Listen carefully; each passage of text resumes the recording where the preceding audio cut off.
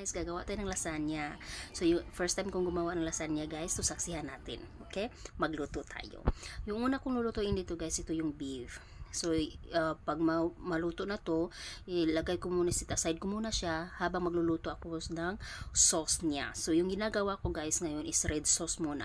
So igisa ko muna tong red onion, garlic, celery at saka itong carrot together. Then after that guys, lagay ko dito yung sauce, tomato paste, tomato sauce. So lagyan nyo lang dyan guys ng oregano, parsley, at yung yung ano lang siya guys. Lagyan nyo dito ng salt o kano yung mga broth. Alam nyo guys, para i-ano nyo din siya ng i-same nyo muna sa 20 minutes. So para mag-soft yung beef. So inalo-halo ko siya guys hanggat nga i-steam ko siya ng 20 minutes. Habang hinihintay ko yung beef ko na maluto guys, yung sauce ko, gumagawa din ako ng lutuin natin yung noodles. So yung noodles guys, nilagyan ko lang siya ng hot water in 2 minutes lang kasi mabilis lang yun kasi pag i-oven natin mamaya, maluto na din yan siya. So after nito guys, pupunta na tayo habang hinihintay tayo hinintay natin yung ibang mga matapos yung red sauce, gagawa tayo ng white sauce. Kasi yung lasagna guys, mayroong white sauce, red sauce yan. So, gawa tayo ng white sauce. Yung ginawa ko guys is naglagay ko dito ng butter at saka all-purpose flour. So, after that, you just stir. Then, tanggalin mo siya sa heat and then lagyan mo siya ng milk.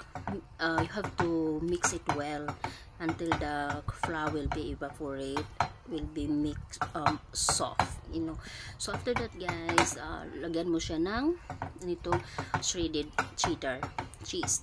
Paglagay mo, balik mo din sa heat, sa medium or very slow fire lang, tapos halo-halo mo siya.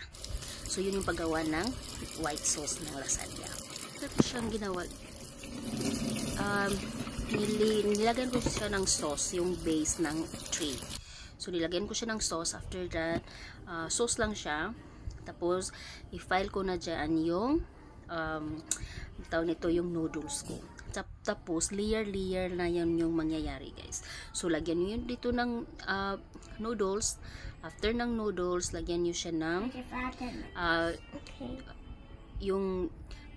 yung sauce, red sauce nyo, at cheese, and then after that yung noodles again, at tapos cheese na naman, yung mozzarella cheese yung gagamitin nyo guys para mas parang ano siya, pagkagat nyo talaga parang makikita nyo yung sarap talaga, yung creamy siya. So ganito lang guys, ito niya yung result ng lasagna na ginagawa natin guys. So ito na ang kalalabtain nyo to guys. Happy for it! Let's eat! Bye! Sana i-try nyo din. O additional pa lang. Nakalimutan. Kailangan palang i-oven yun guys ha. Sa hindi pa masyadong familiar sa paggawa ng lasagna. Kailangan siyang i-oven guys. So i-oven natin, ini-oven ko siya to guys ng tawag dito 45 minutes and then after that 10 minutes to make it brown. So kailangan mo siyang takpan mo siya ng foil, tapos wag mong i-touch yung foil into the cheese para hindi siya magdikit, pumangit yung result. So tanggalin mo yung foil, tapos i-continue lang siya into 10 minutes dun sa oven. Bantayan nyo lang na hindi siya mag-black, mag golden brown, okay na yun siya guys. So yun lang yung additional pa.